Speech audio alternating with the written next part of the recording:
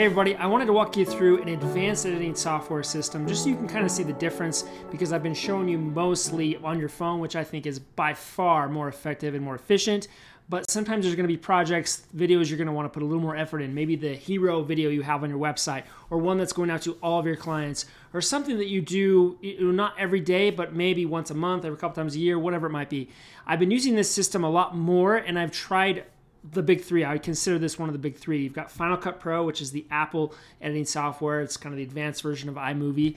And then you've got Adobe Premiere, which is probably the top tier. Most places, most professional videographer and editors use that platform. I find it incredibly difficult and very clunky and has a lot of issues. So what I've landed on, which I found actually one of the easiest ones to use, is called Davinci Resolve, and it happens to have a free version, which is very powerful.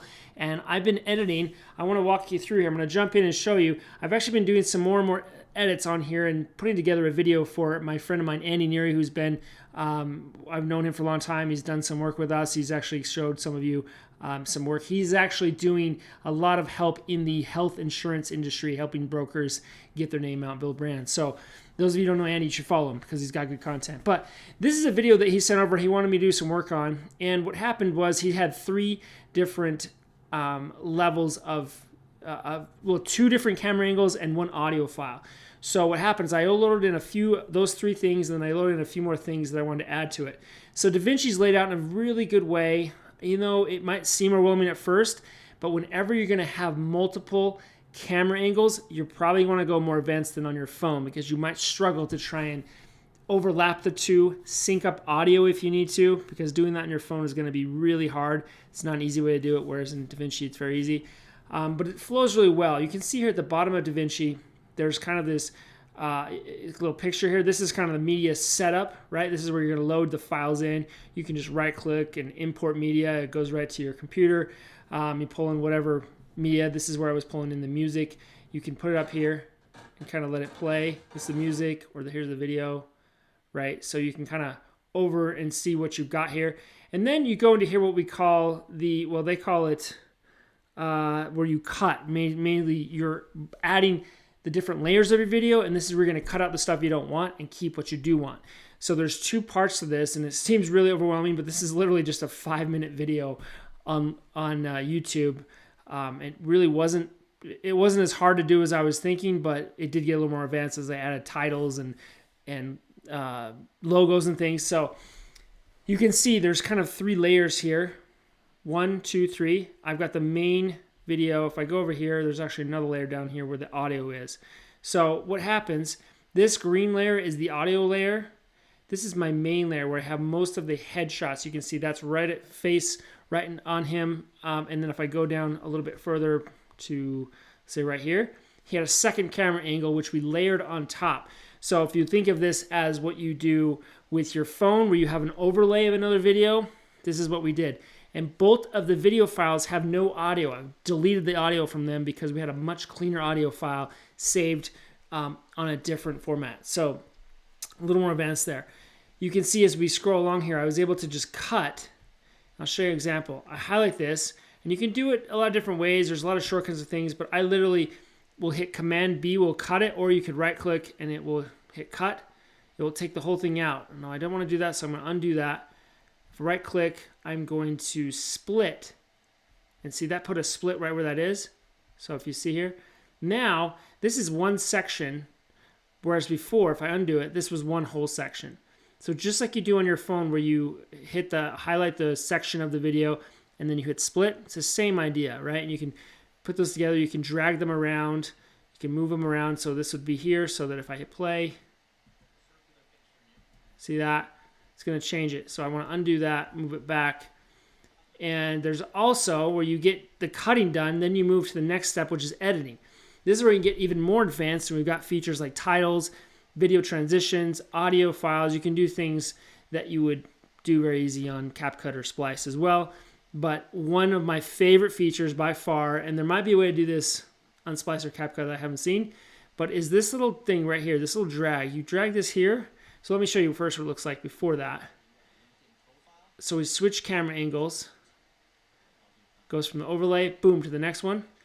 But what's cool is this little thing you can drag and it will basically fade it out. So now when I watch it, it fades into the next one. So kind of a cinematic, nice feature. Took me no time at all to do that. So I really like that as far as what DaVinci offers. So you can kind of go through here. Now what you can do is change some of the sizing. So you would highlight which section. Maybe I want to zoom in more. I'm going to go right to where I am on the editing timeline. So you can see,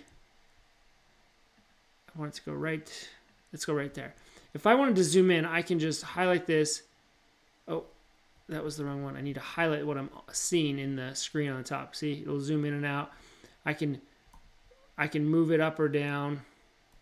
So very simple way to get it all zoomed in. And what I had to do was switch the views. So what Andy wanted was a 5-minute YouTube video, and then he wants some shorts. So meaning Instagram Reels, Shorts, TikTok, LinkedIn, short clips. Well, the YouTube edit is different than those, because now what I'm going to do, if I come back over to the cut, I'm going to change my screen. And you can see this is where I would see the lines, right? This is what I'm going to see. So if I'm too focused, too zoned in, I'm going to cut off all his arms and everything, and maybe I don't want that. So I can highlight that. I can open up this inspector. I can zoom in or out so that he fills the frame in the way that I want to, right? So the last thing I want to mention is color grading. So if you have maybe some video that didn't turn out well, that just looks terrible color-wise, more than likely you can fix that. I think filters and different ways you can easily change them on CapCut Splice are way easier. But what's cool is you can come into here and you can actually adjust these wheels.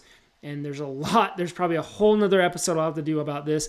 But if you do have something that really turns out funky, really yellow, really blue, really dark, you're going to be able to come in here and change that.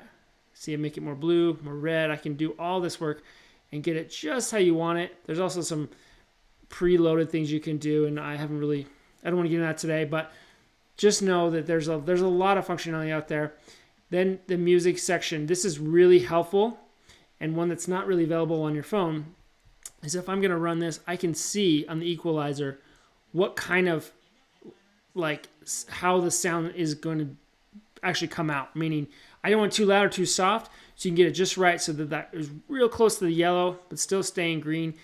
I exported this video earlier on and I didn't realize I had one section way too loud, and when I listened to it just to make sure, it sounded horrible because it was way too loud. So you definitely want to make sure your audio is synced up, sounds good. You have background music that sounds great. It's going to be really simple to do that, and you can use the same fade in, fade out in a much easier way than some of the other apps. Last thing is what we call rendering, or getting it exported out of the system. I learned some things today. If you have any muted sound lines or on the timeline sections that you muted because you're just going to use this other audio, remove them, because for some reason I couldn't get them to play in other areas, like on a Google Doc or like a Google Drive. Also, when I tried to import the exported DaVinci file into CapCut to make some of the shorts, because it's easier there, the audio wasn't working. So that took me a little bit of time. So what I love to do, why I like to do this, is if you're going to go down the path of creating something really great, maybe you're going to shoot video with your whole team and you're going to capture different shots and you're going to have just all these different layers, that might be too advanced to do on your phone. And I always try to default to my phone, but if it gets to that level, this is where I would start. DaVinci is the place I would start. If you end up needing some of the pro things, which I don't think you would, it's seriously like $200 to buy this program, but the main one is free and it works great. So I hope that's useful. If you end up going down the path of trying DaVinci, send me a message. Let me know if you are. I would love to make sure you save some time on certain things that I've been learning and getting better at. You honestly are only going to learn when you jump in and do it yourself. Hopefully this gives you some confidence to do some more advanced edits with more difficult shots and putting them together and using that creative mind of yours to make your videos really stand out and pop. Okay, good luck.